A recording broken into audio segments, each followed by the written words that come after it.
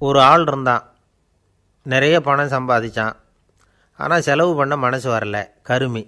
அவன் என்ன பண்ணான், சேர்த்த பணம் பூராவையும் ஒரு மரத்தடியில் புதைச்சி வச்சுருந்தான். வாரத்துக்கு ஒரு தடவை அந்த மரத்தடிக்கு வருவான், புதைச்ச இடத்த ஆவலோடு பார்த்துக்கிட்டு இருப்பான். அதுக்கப்புறம் போயிடுவான். அவ்வளவுதான். ஒரு நாள் ஒரு திருடன் வந்தான். இவன் புதைச்சி வச்சுருந்ததெல்லாம் எடுத்துகிட்டு போட்டான். இது தெரிஞ்சு போச்சு. அந்த கருமி புலம்ப ஆரம்பிச்சிட்டான். இவன் புலம்பலை கேட்டதும் அக்கம் பக்கத்தில் இருந்தவங்கெல்லாம் ஓடி வந்தாங்க. என்ன விஷயம்னு விசாரித்தாங்க. இவன் சொன்னான்.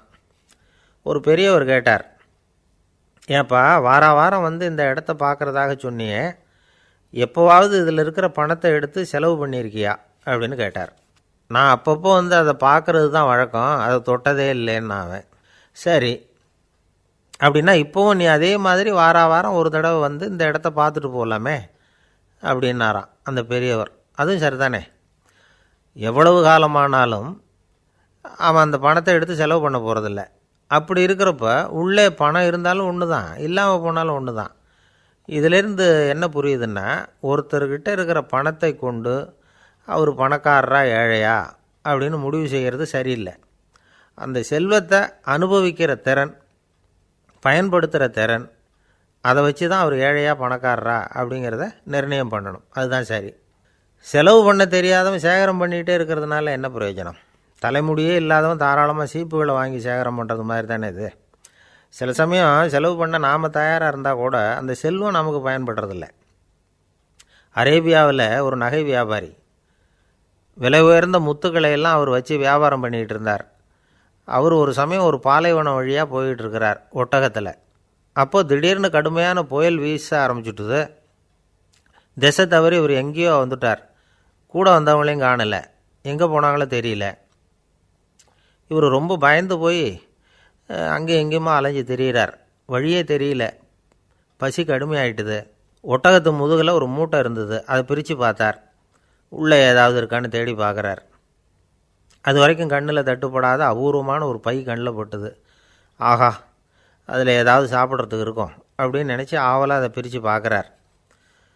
அந்த பையில் விலை உயர்ந்த முத்துக்கள் நிறைய இருந்துதான்.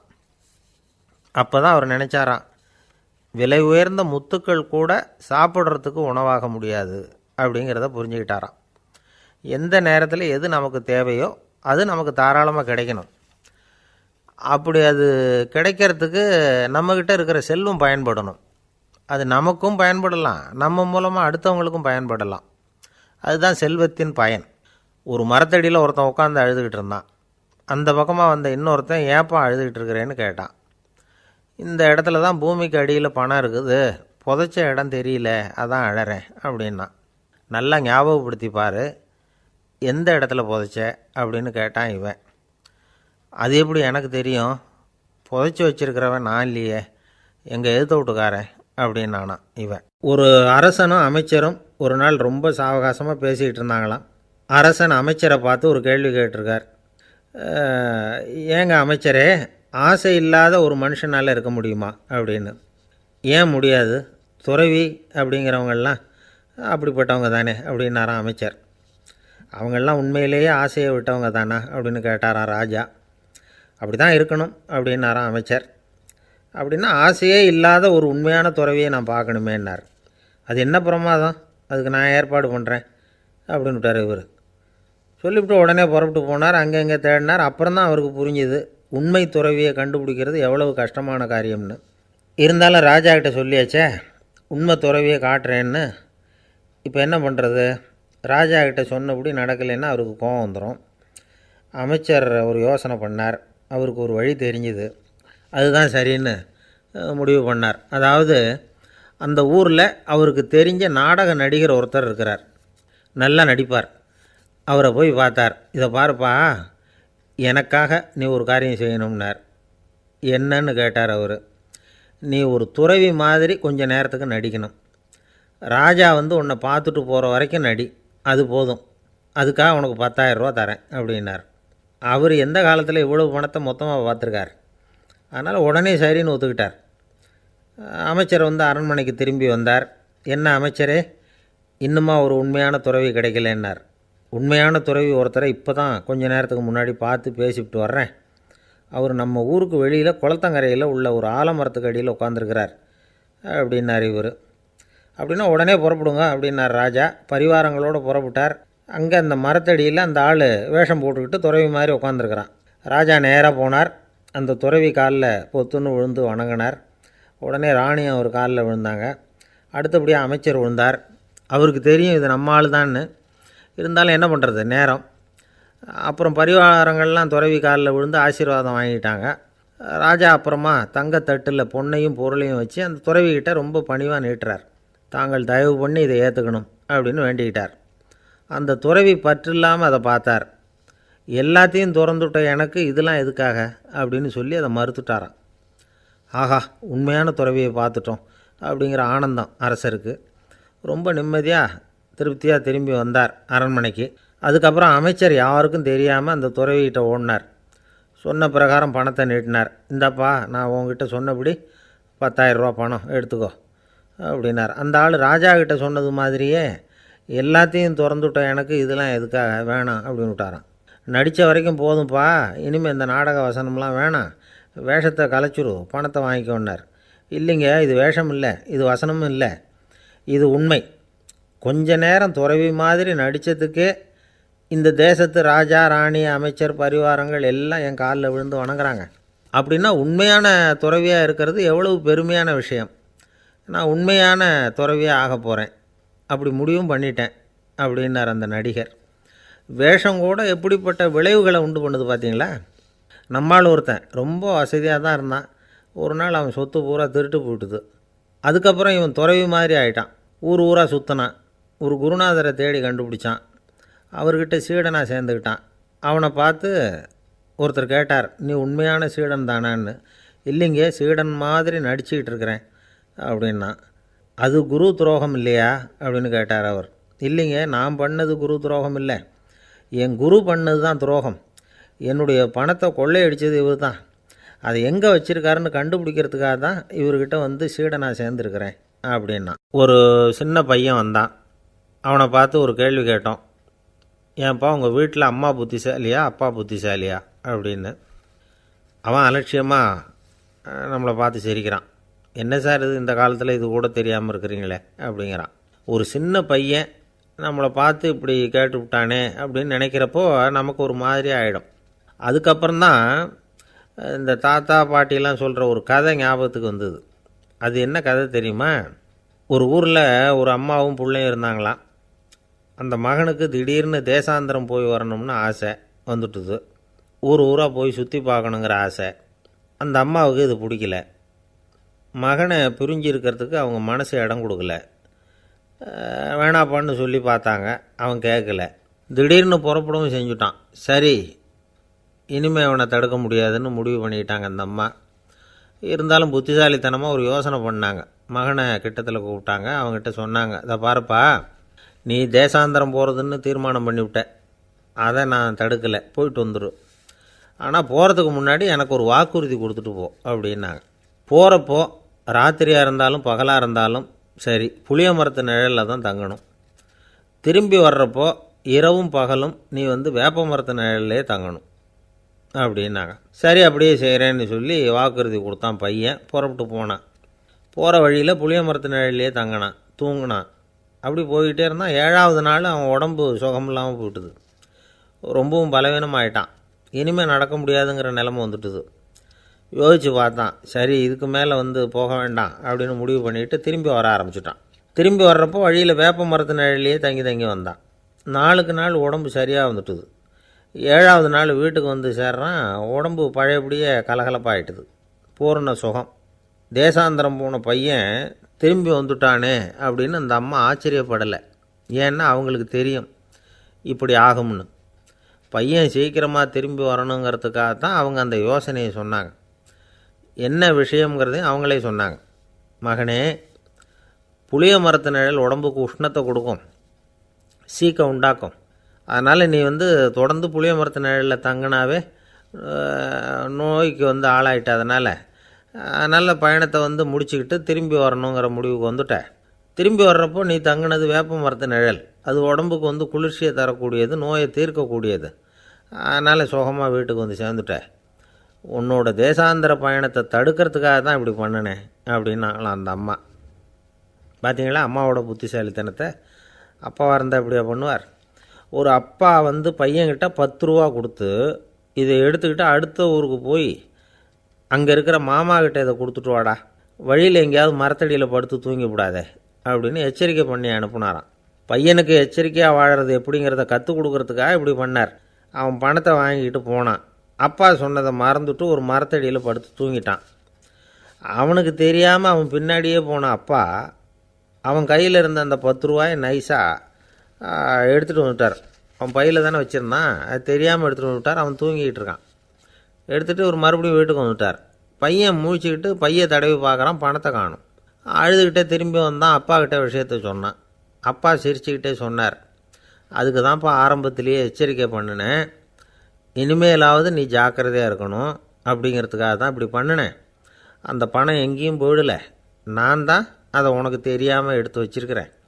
இதோ பாரு அப்படின்னு சொல்லிட்டு சைடு பாக்கெட்டில் கையை விட்டால் அது ஓட்டையாக இருக்குது. அதை எவனோ ஏற்கனவே கத்திரிச்சு எடுத்துகிட்டு போட்டான். இப்போ அப்பா முகத்தில் அசடு வழிஞ்சுதான். சில பேரை இப்படி சொல்கிறது உண்டு, அடுத்தவங்களை அனுசரித்து நடந்துக்க தெரியல, அவன் என்ன சார் மனுஷன் அப்படிம்பாங்க. சக மனிதர்களோடு எப்படி பழகிறது அப்படின்னு தெரியாததுனாலேயே பல பேர் இன்றைக்கி சங்கடப்பட்டுக்கிட்டு இருக்கிறாங்க. வசதி வாய்ப்பெல்லாம் சரியாக இருக்கும், ஆனால் வாழ்க்கை சரியாக இருக்காது. இன்னொருத்தர்கிட்ட எப்படி பேசுறது பழகிறதுங்கிறது தெரியாததுனால தான் இந்த அவஸ்தை.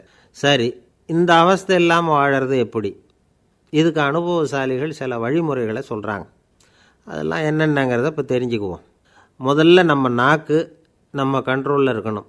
வார்த்தைகளை வந்து கொட்டிவிட்டு அதுக்கப்புறம் அள்ள முடியாமல் கிடந்து கஷ்டப்படக்கூடாது. எப்படி பேசுகிறோங்கிறதும் முக்கியம், பேசுகிறப்ப எப்படி முகத்தை வச்சுருக்கிறோங்கிறதும் முக்கியம். அன்பாக பேசினாலும் நல்லாயிருக்கும். அப்படி பேசுகிறப்ப ஆதரவாக அவர் தோள் மேலே ஒரு கையை போட்டுக்கிட்டு பேசினா இன்னமும் நல்லாயிருக்கும். ரெண்டாவது விஷயம், இன்னொருத்தர்கிட்ட பேசுகிறப்போ வாக்குறுதிகளை அள்ளி வீசக்கூடாது. கொடுக்குற வாக்குறுதி குறைச்சலாக இருக்கணும். அப்படி கொடுத்த வாக்குறுதியை கண்டிப்பாக நிறைவேற்றணும். நாம் ஒருத்தரை பாராட்டுறோம் அல்லது அவரை பற்றி அபிப்பிராயம் சொல்கிறோம்னா அது ஆக்கப்பூர்வமாக இருக்கணும். நம்ம பாராட்டு அல்லது விமர்சனம் அடுத்தவருடைய முன்னேற்றத்துக்கு உதவுறது மாதிரி இருக்கணும். நாம் சொல்கிறத கேட்டுட்டு அவன் தலையில் கையை வச்சுட்டு உட்காந்துடக்கூடாது. எப்பவும் உற்சாகமாக இருக்கணும், முகம் மலர்ச்சியாக இருக்கணும். மனுஷன் இருந்தால் வருத்தம், கவலை, ஏமாற்றம் எல்லாம் இருக்க தான் செய்யும். அதெல்லாம் மனசில் இருக்கட்டும். அந்த வருத்தமும் கவலையும் ஏமாற்றமும் சேர்ந்துக்கிட்டு நம்ம முகத்தில் இருக்கிற மலர்ச்சியை மூடி மறைக்கிறதுக்கு நாம் இடம் கொடுத்துடக்கூடாது. எந்த விஷயத்தை பற்றி யாருக்கிட்ட பேசினாலும் வெளிப்படையாக பேசணும், திறந்த மனசோடு பேசணும். மூடி மறைச்சி முழுங்கிக்கிட்டு இருக்கக்கூடாது. இன்னொருத்தர்கிட்ட பேசுகிறப்போ விவாதம் பண்ணுங்க, அது தப்பு இல்லை, ஆனால் வாதாடிக்கிட்டு இருக்கக்கூடாது. அதாவது என்ன சொல்கிறாங்கன்னா, டிஸ்கஸ் பண்ணலாம், ஆர்கியூ பண்ணக்கூடாதான். நம்மக்கிட்ட இருக்கிற நல்ல குணங்களை நாம் எடுத்து சொல்லிகிட்டு இருக்கக்கூடாது. அந்த நல்ல குணங்களே நம்மளை பற்றி எடுத்து சொல்லணும், அது மாதிரி நடந்துக்கணும். அதே மாதிரி அடுத்தவங்க கிட்ட உள்ள கெட்ட குணங்களை பற்றி அவசியம் இல்லாமல் நாம் பேச வேண்டியதில்லை. உங்களை பற்றி யாராவது தப்பாக பேசுகிறாங்களா, அப்படி அவங்க பேசுகிறதுல உண்மை இல்லையா அப்படின்னா அதை நீங்கள் பொருட்படுத்த வேண்டியதில்லை, விட்டுடலாம். அது தானாக போயிடும். ஒரு 4-5 பேரோட பேசிக்கிட்டு இருந்தீங்கன்னா எல்லாருக்கும் முக்கியத்துவம் கொடுங்க, யாரையும் அலட்சியப்படுத்தாதீங்க. தமாஷா பேசலாம், ஆனால் அவங்க தமாஷ் வந்து அடுத்தவங்களை வந்து கேலி பண்ணுறதா இருக்கக்கூடாது. நமக்கு கிடைக்க வேண்டியது கிடைக்கலையே அப்படிங்கிற தவிப்பு நம்மக்கிட்ட இருக்கக்கூடாது, அது தேவையில்லை. உங்கள் செயல்பாடுகள் தெளிவாக இருக்கட்டும், பாராட்டு தானாக அவங்கள தேடிட்டு வரும். இன்னொரு மனுஷனுடைய மனசில் கௌரவமான ஒரு இடத்த பிடிக்கணும்னா நாம் இந்த குணத்தையெல்லாம் நம்மக்கிட்ட வளர்த்துக்கணும். இதெல்லாம் வந்து அனுபவசாலிகள் சொல்லியிருக்கிற குறிப்புகள். இந்த குறிப்புகளை வந்து சரியாக புரிஞ்சுக்கணும், அது முக்கியம். தப்பாக புரிஞ்சுக்கிட்டா என்ன ஆகும் தெரியுமா? இதை கேளுங்க. ஒருத்தர் வந்தார், சார் அடுத்தவங்க தோள் மேலே கையை போட்டுக்கிட்டு அன்பாக பேசணும்னு சொன்னீங்க, அப்படி தான் பேசினேன். அவர் முதுகை கூட தட்டி கொடுத்தேன், என் வேலை போயிட்டுது சார், வீட்டுக்கு அனுப்பிச்சிட்டாங்க அப்படின்னார். யாருக்கிட்ட அப்படி பேசுனீங்கன்னு கேட்டோம். என் முதலாளிகிட்ட சார் அப்படிங்கிறார் ரொம்ப சோகமாக. ஒருத்தர் ரொம்ப அவசரமாக வந்தார், சார் மனுஷன் நிம்மதியாக இருக்கிறதுக்கு என்ன வழின்னு கேட்டார். சீக்கிரமாக ஒரு கல்யாணத்தை பண்ணிங்க, எல்லாம் சரியாக போடும் அப்படின்னோம். அவர் ஒரு மாதிரியாக பார்த்தார். ஏற்கனவே எனக்கு கல்யாணம் ஆகிட்டுது சார், அதனால தானே நிம்மதியாக இருக்கிறதுக்கு வழி கேட்குறேன் அப்படின்னார். சரி, இவர் ஒரு மாதிரியான கேஸ் அப்படின்னு நினச்சிக்கிட்டு நம்மக்கிட்ட இருந்த ஒரு சின்ன புத்தகத்தை அவர்கிட்ட தூக்கி கொடுத்தோம். இதை படித்து பாருங்கன்னு. கல்யாணத்துக்கு பிறகும் சந்தோஷமாக இருக்கிறதுக்கு என்ன வழி அப்படிங்கிற கேள்விக்கு அந்த புத்தகத்தில் விளக்கம் இருந்தது. கணவன் மனைவிக்குள்ளே சிக்கல் வராமல் இருக்கிறதுக்கு அதில் சில வழிகளை சொல்லி கொடுத்துருக்குறாங்க. அதெல்லாம் என்னென்ன அப்படிங்கிறத இப்போ பார்க்கலாமா? குடும்பம்னு இருந்தால் கோபம் வரதான் செய்யும். அது வந்துட்டு போகட்டும், பரவாயில்ல. ஆனால் அந்த கோபம் ஒரே நேரத்தில் 2 பேருக்கும் வந்துடாமல் பார்த்துக்கணும். ஒரு சமயத்தில் யாராவது ஒருத்தர் தான் கோபப்படணும், அடுத்தவங்க அமைதியாக இருக்கணும். அதுக்கப்புறம் இவர் அமைதியான உடனே அவங்க ஆரம்பிச்சிக்கலாம். கோபமாக ஏதாவது சொன்னால் உடனே கோபமாக பதில் சொல்லக்கூடாது. கொஞ்சம் பொறுத்து கோபம் தீர்ந்த உடனே அந்த பதிலை சொல்லலாம். அப்போ பதில் கோபமாக இருந்தால் கூட அது அவ்வளோ பெருசாக தெரியாது. அற்ப விஷயத்துக்கெல்லாம் காய்ச்சி மூச்சுன்னு கத்திக்கிட்டு இருக்கக்கூடாது. உங்கள் 2 பேருக்குள்ளே ஒரு தர்க்கம் ஆரம்பமாயிட்டுதுன்னு வச்சுக்கோங்க. கடுமையாக 2 பேரும் விவாதம் பண்ணுறீங்க. உங்களில் ஒருத்தர் இதில் ஜெயிக்கணும்னா அது நீங்களாக இருக்க வேணாம், அடுத்தவங்க ஜெயிக்கிறதுக்கு நீங்கள் துணையாக இருங்களேன். அப்படின்னா நீங்கள் கொஞ்சம் விட்டு கொடுக்கணும், அவ்வளவுதான். ஏதாவது குத்தம் சொல்லணுமா, செஞ்ச தப்பை சுட்டி காட்டணுமா, விமர்சனம் பண்ணணுமா, பண்ணுங்க, வேணான்னு சொல்லலை. ஆனால் சொன்னதை அப்படி சொல்கிறத கொஞ்சம் அன்பாக இதமாக சொல்லுங்கள். எப்போது நடந்த தவறுகளையெல்லாம் இப்போ போய் மறுபடியும் ஞாபகப்படுத்திகிட்டு இருக்க வேண்டாம். நான் அப்போவே சொன்னேன் இந்த புடவை வேணாம்னு, நீங்கள் தான் கேட்கல, இப்போ பாருங்கள் கிழிஞ்சு போச்சு இப்படின்னு கத்துனாங்க ஒரு அம்மா. எப்போ சொன்னீங்கன்னு கேட்டால் ஒரு 10 வருஷத்துக்கு முன்னாடி தீபாவளி சமயத்தில் அப்படிங்கிறாங்க. அது என்ன இன்னும் அப்படியே புதுசாகவே இருக்கும்? உங்களுக்கு அவர் தான் பெருசு, அவருக்கு நீங்கள் தான் பெருசு. அதை விட இந்த உலகத்தில் வேறு எதுவும் முக்கியம் இல்லைன்னு நினைக்கணும். நீ தான் என்னுடைய உலகம்னு எத்தனை தடவை சொல்லியிருப்பீங்க? அதெல்லாம் வெறும் வசனமாக போயிடக்கூடாது. ஏதாவது ஒரு பிரச்சனையை பற்றி கடுமையாக விவாதம் பண்ணிக்கிட்டு இருக்கீங்க, அதை அப்படியே பாதியில் விட்டுட்டு படுக்கைக்கு போயிடக்கூடாது. சொச்சத்தை நாளைக்கு பேசிக்கலாம்னு.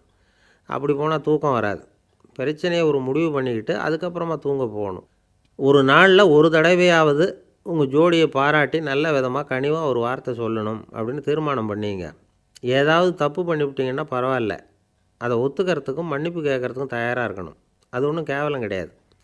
வீட்டுக்குள்ளே தானே கேட்க போகிறீங்க, வெளியில் யாருக்கு தெரிய போதும்? எப்படியோ உங்களுக்குள்ளே ஒரு சமரசம் ஆனால் சரி தான். ஒரு தகராறுன்னு எடுத்துக்கிட்டால் குறைஞ்சபட்சம் அதுக்கு 2 பேர் தேவை. தனியாகவே உட்காந்துக்கிட்டு நான் இப்போ தகராறு பண்ணிகிட்டு இருக்கிறேன் அப்படின்னு யாரும் சொல்ல முடியாது. 2 பேர் தகராறு பண்ணுறாங்கன்னா பொதுவாக அந்த 2 பேரில் யார் அதிகமாக பேசுகிறாங்களோ அவங்க பேரில் தான் தப்பு இருக்கும். அதை மனசில் வச்சுக்கணும்.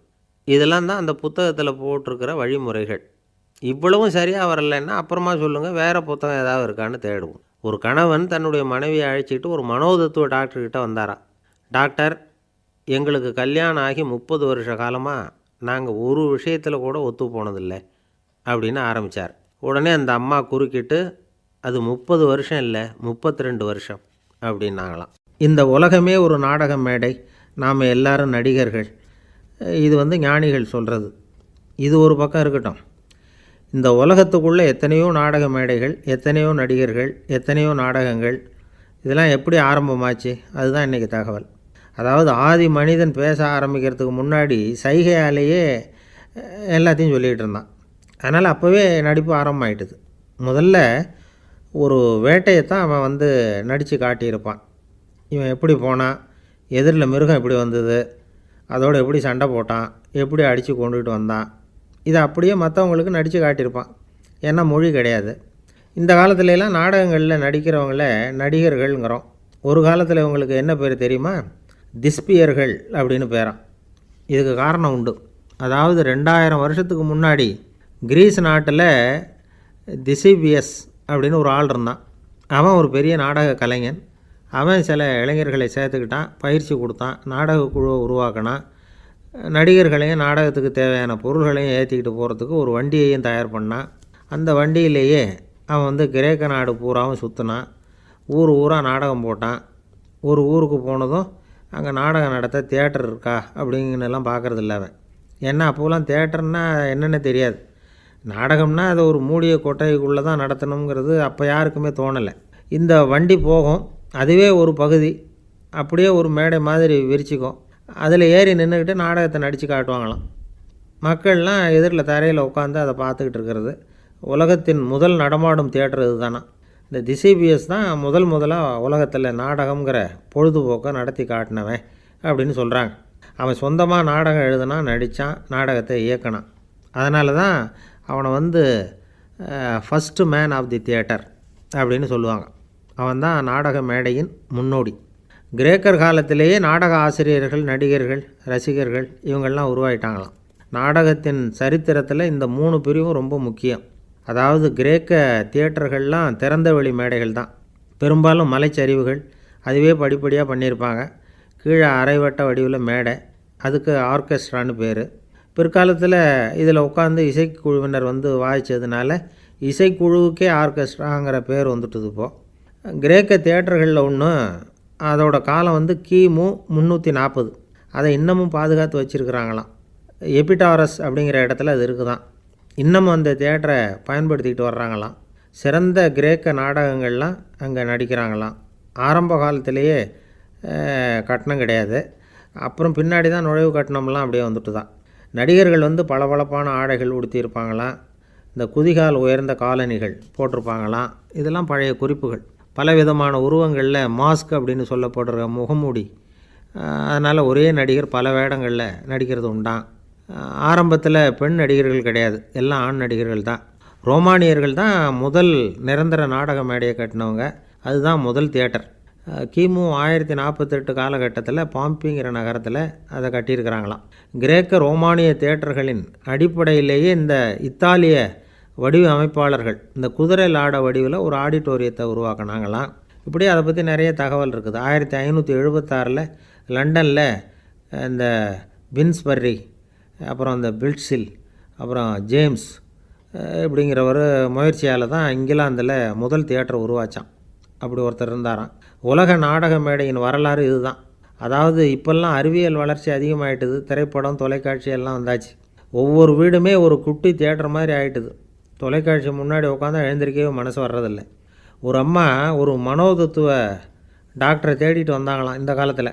டாக்டர், எங்கள் வீட்டுக்காரர் எப்போ பார்த்தாலும் டிவி முன்னாடி உட்காந்துக்கிட்டு அதையே வெறிச்சு பார்த்துக்கிட்டு இருக்கிறார், உத்து பார்த்துக்கிட்டு இருக்கார், எனக்கு சந்தேகமாக இருக்குன்னாங்களாம்.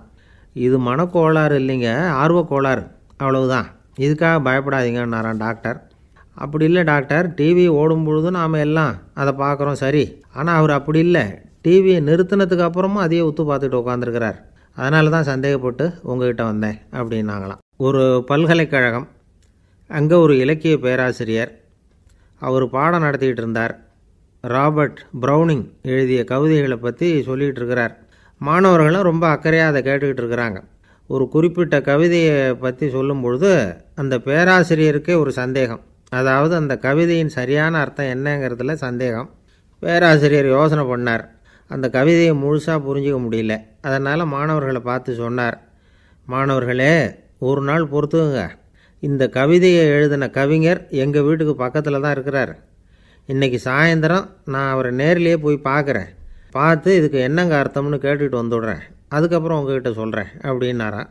அன்றைக்கி சாயந்தரமே அந்த பேராசிரியர் கவிஞரை தேடிக்கிட்டு போயிட்டார்.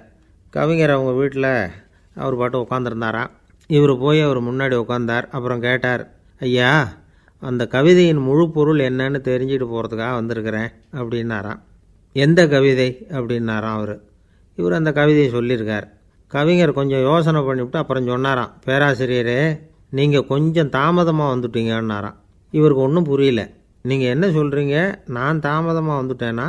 நீங்கள் தான் உயிரோடு இருக்கிறீங்களே, அப்படி இருக்கும்பொழுது நான் தாமதமாக வந்துவிட்டேன்னா அது எப்படி அப்படின்னு இவர் குழம்பியிருக்கிறார்.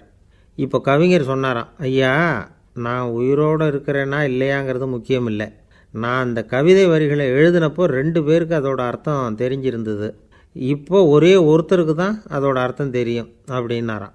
பேராசிரியர் யோசனை பண்ணியிருக்கார். அப்படின்னா அந்த ஒருத்தர் கவிஞர் ராபர்ட் ப்ரௌனிங்கை தவிர வேறு யாராக இருக்க முடியும்? இவர் தான் அப்படிங்கிறத அவர் மனசில் நினச்சிக்கிட்டார். அதனால் சொன்னார், ஐயா, நான் தாமதமாக வரல, அந்த கவிதையின் பொருள் என்ன அது சொல்லுங்கன்னார். பேராசிரியரே, நான் சொல்கிறது உங்களுக்கு புரியலைன்னு நினைக்கிறேன். நான் இந்த வரிகள் எழுதினப்போ 2 பேருக்கு அதோட அர்த்தம் தெரிஞ்சிருந்தது. அந்த 2 பேர் யாருன்னா, ஒருத்தர் ராபர்ட் ப்ரௌனிங், அதாவது நான், இன்னொருத்தர் கடவுள். இப்போ அது கடவுளுக்கு மட்டும்தான் தெரியும். நானே இதை பற்றி பல தடவை யோசனை பண்ணி பார்த்தேன். இது ரொம்ப அழகானது, ஆனாலும் ரொம்ப வழுக்கலானது. அதை பிடிச்சிட்டோம்னு நினச்சிக்கிட்டு இருக்கும் பொழுதே காற்று மாதிரி அது உங்ககிட்ட இருந்து ஓடி போயிடுது. எனக்கு ரொம்பவும் வருத்தமாக தான் இருக்குது. நிச்சயமாக நான் தான் இந்த வரிகளை எழுதியிருக்கிறேன், அதில் அர்த்தம் இருக்குங்கிறது எனக்கு தெரியும், அதை நான் உணர்கிறேன். ஆனால் நீங்கள் என்னை மன்னிக்கணும், எனக்கே கூட அதை என்னால் விளக்க முடியல. அப்படி இருக்கும்பொழுது உங்களுக்கு எப்படி அதை நான் விளக்க முடியும் அப்படின்னாரா அந்த கவிஞர். அனுபவிக்கப்படக்கூடிய எல்லாமே விளக்கப்படக்கூடிய ஒன்றல்ல, விளக்கப்படும் எல்லாமே அனுபவிக்கப்படக்கூடிய ஒன்றல்ல அப்படிங்கிறது ஞானிகளுடைய கருத்து. அதுக்காக தான் அந்த சம்பவம். வாழ்க்கையில் நீங்கள் தொடர்ந்து ஆய்வு செய்து கொண்டே இருக்கக்கூடிய விளக்கங்களை ஒருபோதும் அடைய முடியாத பரிமாணங்கள் இருக்கிறதுனால தான் அது அலுப்பு தட்டாமல் இருக்குது. உங்களால் நிறைய அனுபவிக்க முடியும், இருந்தாலும் நீங்கள் அனுபவித்து அறிந்த விஷயங்கள் கூட வார்த்தைகளால் விளக்கப்பட முடிவதில்லை அப்படிங்கிறது பெரியோர் சிந்தனை. இதெல்லாம் ஒரு பக்கம் இருக்கட்டும். நமக்கு தெரிஞ்ச பேராசிரியர் ஒருத்தர் 1 மணி நேரம் ரொம்ப விவரமாக வகுப்பு எடுத்தார். கடைசியாக சொன்னார், மாணவர்களே, ரொம்பவும் எளிமையாக விளக்கமாக எல்லா விவரமும் சொல்லியிருக்கிறேன். அதனால் இதில் உங்களுக்கு சந்தேகம் வர்றதுக்கு வாய்ப்பே இல்லை. இருந்தாலும் கேட்க வேண்டிய கடமை கேட்குறேன். இது வரைக்கும் நடத்தினதில் யாருக்காவது ஏதாவது சந்தேகம் உண்டா அப்படின்னு கேட்டாராம். எனக்கு ஒரே ஒரு சந்தேகம்தான் சார் அப்படின்னு எழுந்திரிச்சு நிற்கிறான் ஒருத்தன். என்னன்னு கேட்டாராம். இது வரைக்கும் நீங்கள் என்ன பாடம் சார் நடத்துனீங்க அப்படின்னானான் அவன். அந்த ஆள் என்னை கண்ணாப்புண்ணான்னு திட்டிவிட்டான் சார், அதை நினச்சா எனக்கு ரொம்ப வருத்தமாக இருக்குது அப்படின்னு சொல்லி கவலைப்பட்டார் ஒருத்தர். இதில் கவலைப்படுறதுக்கு என்ன இருக்குது அப்படின்னார் ஒரு பெரியவர். அவர் ஒரு மகான். என்ன சார் இப்படி சொல்கிறீங்க, ஒருத்தர் நம்ம பார்த்து திட்டுனா வருத்தமாக இருக்காதா அப்படின்னார். அது எப்படி வருத்தமாக இருக்கும், திட்டுறதுங்கிறது என்ன, அது வெறும் சத்தம் தானே அப்படின்னார் அந்த பெரியவர். நம்ம ஆளுக்கு தலையை பிச்சுக்கலாம் போல் இருந்தது. இருக்காத பின்ன, நமக்கே அப்படி தானே தோணுது. அந்த பெரியவர் சொல்கிறது ரொம்ப பெரிய விஷயம். அதை நாம் புரிஞ்சிக்க முயற்சி பண்ணலாம்னா நடைமுறை வாழ்க்கைக்கு அது ஒத்து வர்றது மாதிரி தெரிய மாட்டேங்குது. இருந்தாலும் அந்த பெரியவர் அதுக்கு என்ன தான் விளக்கம் கொடுக்குறாருன்னு பார்ப்போமே. ஒரு ரயில் போயிட்டுருக்கு, அதில் ஒரு சாது போயிட்டுருக்கார். அந்த ரயில் அவர் ஹரித்வாரம் போயிட்டுருக்கார். அவர் ரயிலில் ஏகப்பட்ட கூட்டம். நம்ம ஊர் ரயில் கேட்க வேணும், டிக்கெட் வாங்கிட்டு கொஞ்சம் பேர், வாங்காத கொஞ்சம் பேர். அது என்னத்துக்கு அனாவசியமாக டிக்கெட் அப்படிங்கிற நினப்பில் பாதி பேர். இந்த கூட்டத்துக்கு மத்தியில் அந்த சாதுவும் போயிட்டுருக்கிறார். உட்கார்றதுக்காக இருந்த இடத்துல ஒரு ஆள் படுத்துருக்கிறான். கொஞ்சம் முரட்டு ஆசாமி. அவன் கால் பக்கத்தில் கொஞ்சோண்டு இடம் பாக்கி இருந்தது. அந்த இடத்துல இந்த சாது உட்காந்துருந்தார். மெதுவாக உட்காந்துக்கிட்டார் போய். ஆனால் அந்த ஆள் ராத்திரி பூரா இவரை காலால் உதச்சிக்கிட்டே இருக்கிறான். அது இவருக்கு ரொம்ப அவமானமாக பட்டுது. அதனால் துக்கம் ஏற்பட்டுது. இருந்தாலும் அதை ஒரு மாதிரியாக சகிச்சுக்கிட்டே இவர் சேர்ந்தார். பொழுது விடிஞ்சுது. அந்த சாது ஹரித்வார் சேர்ந்தார். அங்கே ஒரு பெரிய ஞானியை சந்தித்தார். ராத்திரி ரயிலில் அந்த ஆள் உதைச்சதையும் அதனால் தனக்கு ஏற்பட்ட துக்கத்தையும் இந்த சாது அந்த ஞானிகிட்ட சொன்னார். சொல்லிவிட்டு, ஏன் சுவாமி, எனக்கு துக்கம் ஏற்பட்டதே அது தப்பா அப்படின்னு கேட்டார். தவறு தான்னார் அந்த ஞானி. உனக்கு இன்னமும் தேக அபிமானம் போகலைங்கிறது தான் அது காட்டுது. அஷ்டாவக்கிரர் என்ன சொல்கிறார் தெரியுமா? உண்மையான ஞானி யாராவது தன்னை வந்தனை செய்தால் அதற்காக சந்தோஷப்பட மாட்டார், யாராவது நிந்தனை செய்தால் அதற்காக வருத்தப்பட மாட்டார் அப்படின்னு சொல்கிறார். நிந்தனைங்கிறது ஒரு ஒலி தான். தேகாபிமானம் இருக்கிற வரைக்கும் இந்த ஒலி நம்மளை வேதனைப்படுத்தும். நான் தேகம் இல்லை, ஆத்மா அப்படிங்கிற நினைவு இருந்தால் இந்த ஒலி நம்மளை பாதிக்காது. மனு என்ன சொல்கிறார் தெரியுமா? ஒரு சாதகன் பாராட்டுதலை விஷம்னு நினச்சி பயப்படணும், அவமானத்தை அமிர்தம்னு நினச்சி சந்தோஷப்படணுங்கிறார். அவமானப்பட்டால் கவலைப்படாமல் எப்படி இருக்க முடியும் அப்படின்னு தான் நமக்கு தோணும். அதனால தான் நம்மளில் யாரும் இதுக்கு உதாரணமாக யாரையும் காட்ட முடியல. புத்தரையும் கபீரையும் உதாரணமாக காட்டுறாங்க. அவங்களுக்கெல்லாம் அவமானம் ஏற்பட்டப்போ கவலையே படலையாம். புத்தரை அவமானப்படுத்தணுங்கிறதுக்காக கௌசாம்பி ராணி ஒரு இளம் பெண்ணை கொலை பண்ணி சடலத்தை புத்தர் குடிசைக்கு முன்னாடி போட சொன்னார். போட்டாங்க. புத்தர் தான் அந்த பொண்ணை கெடுத்து கொலை பண்ணிவிட்டார்னு எல்லோரும் நினச்சாங்க. ஆனால் புத்தர் இதை பற்றி கவலையே படலை. அப்புறமா உண்மை தெரிஞ்சதும் புத்தர் புகழ் இன்னும் அதிகமாகிட்டுது. ஒரு பெரிய சபையில் ஒரு மோசமான பொண்ணு நுழைஞ்சி தனக்கும் கபீருக்கும் சம்பந்தம் உண்டுன்னு சொன்னான். கபீர் கவலைப்படலை. அவங்க மாதிரியெல்லாம் நாமளும் இருக்க கற்றுக்கணும். நிந்தனை, அபகீர்த்தி, அவமானம் எல்லாம் ஆண்டவன் கொடுக்குற பிரசாதம்னு நினைக்கணும் அப்படின்னு சொல்கிறார் அந்த ஞானி. இதை கேட்ட இந்த காலத்து ஆசாமி ஒருத்தர், நான் கூட அப்படி தான் சார், யாராவது அவமானப்படுத்தினா கவலைப்பட மாட்டேன். நேற்று கூட ஒருத்தர் என்ன பலார்னு அரைஞ்சுட்டார், நான் கொஞ்சம் கூட கவலைப்படலை, பேசாமல் வந்துட்டேன்னார். ஏன் அப்படி வந்துட்டீங்க அப்படின்னேன். அவர் அரைஞ்சதுலேயும் ஒரு அர்த்தம் இருந்தது, அதனால தான் அப்படி வந்துட்டேன்னார். ஏன் அரைஞ்சார்னு கேட்டேன். 10 வருஷத்துக்கு முன்னாடி 15 ரூபா அவர்கிட்ட கடன் வாங்கினேன், அதை கேட்டு கேட்டு பார்த்துட்டு கடைசியாக தான் அரைஞ்சார் அப்படின்னார். ஆண்டவனுடைய பிரசாதம் இவருக்கு அடிக்கடி கிடைக்கும் போல இருக்குது. அம்மாக்காரங்களுக்கு அடிக்கடி ஏற்படுற கவலை ஒன்று உண்டு. அதாவது குழந்தை சரியாக சாப்பிட மாட்டேங்குதே அப்படிங்கிற கவலை. இவங்கெல்லாம் ஒரு விஷயத்தை நல்லா புரிஞ்சுக்கணும். குழந்தைகள்ங்கிறவங்க பெரியவங்க மாதிரி இல்லை. அவங்க கடிகாரத்தில் மணியை பார்த்துட்டு சாப்பிட்றதுக்கு உட்கார்ற ரகம் கிடையாது. பசிச்சா சாப்பிடுவாங்க, இல்லைன்னா விளையாடுவாங்க அல்லது தூங்குவாங்க. அது புரியாமல் அவங்கள கட்டாயப்படுத்தி அல்லது மிரட்டி சாப்பிட வைக்கிறது ரொம்ப தப்பு. ஒரு 8 மாத குழந்தைக்கு 3 மணி நேரத்துக்கு ஒரு தடவை பசிக்கும். அந்த நேரம் பார்த்து சாப்பாடு கொடுத்தா அடம் பண்ணாமல் அது பாட்டுக்கு சாப்பிட்ரும். அதே குழந்தைக்கு 1 வயசு ஆகிறப்போ 4 மணி நேரத்துக்கு ஒரு தடவை பசிக்கும். இந்த வயசில் இயற்கையாகவே பசி குறைஞ்சிருக்கும். அது புரியாமல் என் குழந்தை முன்னாடி மாதிரி இப்போ சரியாக சாப்பிட மாட்டேங்கிறான் அப்படின்னு சில பேர் டாக்டர்கிட்ட போய் சொல்லிக்கிட்டு இருப்பாங்க. இன்னொரு விஷயம், ஒரு குழந்தைக்கு வயசு அதிகமாகிற வேகத்துக்கு உடம்பு எடையும் அதிகமாகிக்கிட்டே போகாது. உடம்பு எடை அதிகமாகிற வேகம் குறைஞ்சிக்கிட்டே வரும். 6 மாத குழந்தைக்கு ஒரு வாரத்தில் 150 கிராம் எடை கூடும். ஒரு வயசில் வாரத்துக்கு 71 கிராம் எடை கூடும். இது புரியாமல் அதிகமாக சாப்பாட்டை கொடுத்து குழந்தைய கஷ்டப்படுத்தக்கூடாது. ஏன்னா அளவுக்கு மீறின உணவு அஜீரணத்தை உண்டு பண்ணிவிடும். குழந்தைக்கு ஒரு தட்டில் கொஞ்சமாக ஆகாரத்தை வச்சு கொண்டுகிட்டு போய் கொடுக்கணும். மலை மாதிரி குவிச்சு வச்சா அதை பார்த்ததுமே பசி அடங்கி போயிடும். அடித்து மிரட்டி பயமுறுத்தி குழந்தைய சாப்பிட வைக்கிற பழக்கம் இருக்குது பாருங்கள். அதுக்கு ஃபுட் ஃபோர்ஸிங் அப்படின்னு பேர். இப்படி பண்ணுனா குழந்தைக்கு சாப்பாட்டில் விருப்பம் குறைஞ்சிரும். அதை கண்டாவே வெறுக்க ஆரம்பிச்சிடும். அது மாதிரி உளம் சார்ந்த பசி குறைவு, சைக்கோஜெனிக் அனோரெக்சியா, அது ஏற்படுமா. சாப்பாடுங்கிறதே ஒரு தண்டனை மாதிரி தோணும். குழந்தைகளுக்கு பிடிச்ச மாதிரியான ஆகாரத்தை கொடுக்கணும். சத்து அதிகம் இருக்குங்கிறதுக்காக அதுக்கு பிடிக்காத ஆகாரத்தை கொடுத்து கட்டாயப்படுத்தக்கூடாது. குழந்தைகளுக்கு 2 வயசு ஆகிறப்போ இயற்கையாகவே எதிர்மறை குணம் உண்டாகும். அதாவது அந்த எதிர்மறையாக பேசுகிறது. இது மாதிரி சமயங்களில் நாம் என்ன சொல்கிறோமோ அதுக்கு நேர்மாறாக நடந்துக்கும். ஏட்டிக்கு போட்டி. சாப்பிட சொன்னால் விளையாட போகும், விளையாட சொன்னால் சாப்பாடு கேட்கும். இதை புரிஞ்சுக்கிட்டு நடந்துக்கணும். குழந்தை சொன்ன பேச்சை கேட்கலேன்னு கோவப்படக்கூடாது. குழந்தை வளர வளர பிடிவாத குணம் வர்றது சகஜம். கேட்டதை வாங்கி கொடுத்தா தான் சாப்பிடுவேன் அப்படின்னு பிடிவாதம் பண்ணும். வாங்கி கொடுத்துட்றது தான் உத்தமம். நீங்களும் அதுக்கிட்ட பிடிவாதம் பண்ணிகிட்டு இருக்கக்கூடாது. ஏன்னா கேட்டது கிடைக்கலையேங்கிற ஏமாற்றம் கூட குழந்தையோட பசியை குறைச்சிரும். கேட்டது கிடைச்சிட்டா பசி அதிகமாகும். கொடுத்ததை மலமலன்னு சாப்பிட்றோம். குழந்தைகளுக்கு கண்ட கண்ட நேரத்தில் சாப்பிட்றதுக்கு எதையாவது வாங்கி கொடுத்துக்கிட்டு இருந்தால் சாப்பாட்டு நேரத்தில் சாப்பிடாமல் அடம் பண்ண ஆரம்பிச்சிடும். பள்ளிக்கூடம் போகிற பிள்ளைங்க காலை உணவை சரியாக சாப்பிட மாட்டாங்க. அச்சம், அவசரம், பரபரப்பு இதெல்லாம் தான் காரணம். பள்ளிக்கு புறப்படுறதுக்கு ஒரு 3/4 மணி நேரத்துக்கு முன்னாடியே சாப்பாடு போட்டுருங்க, அது சரியாக போடும். படிக்கிற குழந்தைகள் உடல் சோர்வு, மனச்சோர்வு இது காரணமாக கூட சாப்பிட மறுக்கிறது உண்டு. இப்போ உதாரணமாக சாயந்தரம் விளையாடி விட்டு வீட்டுக்கு வந்ததும் சாப்பிட சொன்னால் வேணாம்பாங்க. இது உடல் சோர்வு.